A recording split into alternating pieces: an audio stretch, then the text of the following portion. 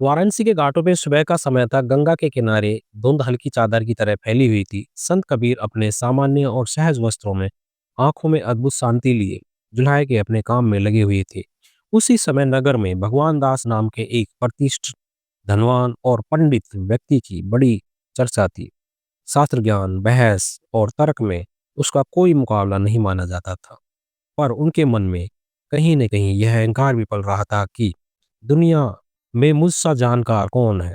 इसी अहंकार ने उसे प्रेरित किया कि वह कबीर से भी वाद विवाद करे। मित्रों ने चेताया, कबीर से बहस नहीं, उनसे सीखने जाओ। पर भगवान दास मुस्कुरा दिया, मैं किसी से सीखने नहीं, सिखाने जाता हूँ। भगवान दास कबीर के पास पहुंचे। उसने देखा, न साधुपन का आडंबर, न विशेष आसन, बस सादगी और करगे की मधुर धुन। वह बोला, कबीर, सुना है तुम बहुत बड़े ज्ञानी हो। मुझे बताओ, सत्य क्या है? भगवान कौन है और मुक्ति कैसे मिलती है? कबीर ने शांत स्वर में कहा, पहले बैठो, थक गई होंगी, और जल पी लो। भगवान दास चकित, यह कैसी साधारण बात। उसने सोचा, मैं दार्शनिक प्रश्न पूछ रहा हूँ और ये पानी पिलाने में लगे हैं। जल पीकर वह बोला, मैं उत्तर चाहता हूँ, व्यवहार नहीं। कबीर जी मुस्कुराए और बोले, जब प्यास लगी थी तो जल ही सत्य था। उसी क्षण वही तुम्हारा भगवान था और वही तुम्हारी मुक्ति। सत्य कोई दूर की चीज नहीं जो जीवन में अभी और यहीं प्रकट हो, वही सत्य है। भगवान दास को यह उत्तर अधूरा लगा। उसने तर्क शुरू किया, उपनिषदों के उदाहरण, शास्त्रों के श्लोक, लंबी लंबी व्याख्याएं। कबीर शांत रहे। थोड़ी देर बाद कबीर ने उसे करगे से उठकर बाहर चलने को कहा। दोनों पास ही एक संकरी गली में पहुंचे। वहां एक बूढ़ी स्त्री पानी भरते भरते गिर पड़ी। लोग देखते रहे पर कोई आगे न आया। कबीर तुरंत दौड़े, उसे उठाया, पानी पिलाया, घर तक छोड़ आए। भगवान दास भी अनमने मन से पीछे पीछे चला आया। बूढ़ी स्त्री की आंखों में कृतज्ञता के आंसू थे। वापस लौटते हुए कबीर ने धीरे से पूछा, भगवान दास, अब बताओ, अभी भगवान कहाँ था? भगवान दास चुप हो गया। कबीर बोले, जहाँ करुणा जागती है, जहाँ किसी के आंसू पहुंचे जाते हैं, वहीं भगवान होता है। शास्त्र पढ़कर जो कठोर हो जाए वह ज्ञान नहीं, जो हृदय को कोमल कर दे वही सच्चा ज्ञान है। भगवान दास को भीतर कुछ टूटता सा महसूस हुआ।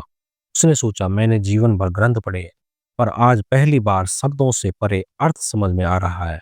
कबीर ने आगे कहा, ज्ञान का अहंकार सबसे बड़ा अज्ञान है। दीपक अगर अपने ही प्रकाश पर इतराए तो वह हवा के झोंके से पहले ही बुझ जाता है, पर जो दूसरों का मार्ग रोशन करे उसकी लौ सितर रहती है। अगले दिन भगवान दास फिर आए। इस बार हाथ में प्रश्नों की सूची नहीं थी, बस आंखों में विनम्रता थी। उन्होंने कबीर से कहा, मुझे ज्ञान दो। कबीर ने मुस्कुराकर कहा, ज्ञान दिया नहीं जाता, जगाया जाता है। बीज तुम्हारे भीतर है, उसे नमी चाहिए, नम्रता की। पहले अपना पात्र खाली करो। कबीर ने एक छोटा सा प्रयोग किया। उन्होंने एक पात्र में पानी भरकर भगवान दास के सामने रखा और ऊपर से और पानी डालने लगे। पानी बहने लगा। कबीर बोले, यह पात्र तुम्हारे मन जैसा है। अहंकार, पुरानी धारणाएं, मैं जानता हूँ, सब भरा है। भरे पात्र में नया जल कैसे समाएगा?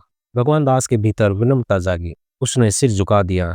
उसी क्षण कबीर ने दोहे की तरह कहा, माटी कहे कुमार से, तू क्या रौंदे मोए, एक दिन ऐसा आएगा मैं रौंदूंगी तोए। फिर समझाया, अहंकार हमें दूसरों को छोटा दिखाने पर मजबूर करता है, पर समय सबको झुका देता है। इसलिए झुकने की कला सीख लो, यही विद्या है।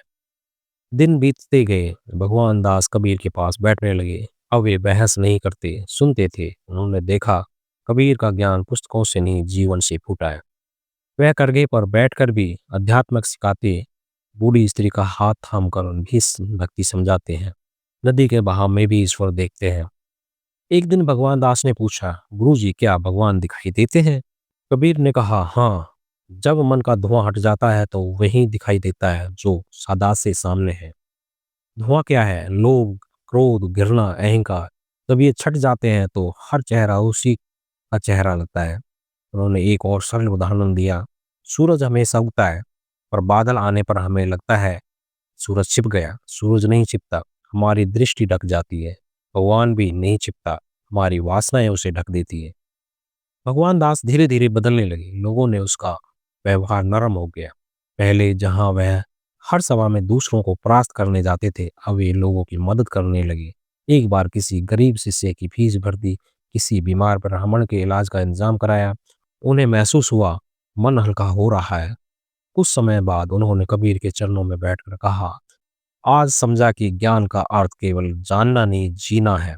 बिना दया, बिना सेवा और बिना विनम्रता के ज्ञान केवल बोझ है। मुस्कुराए और बोले, बस यही तो सीखना था भगवान दास। जब मैं छोटा हो जाता है तब परमात्मा अपने आप बड़ा हो जाता है।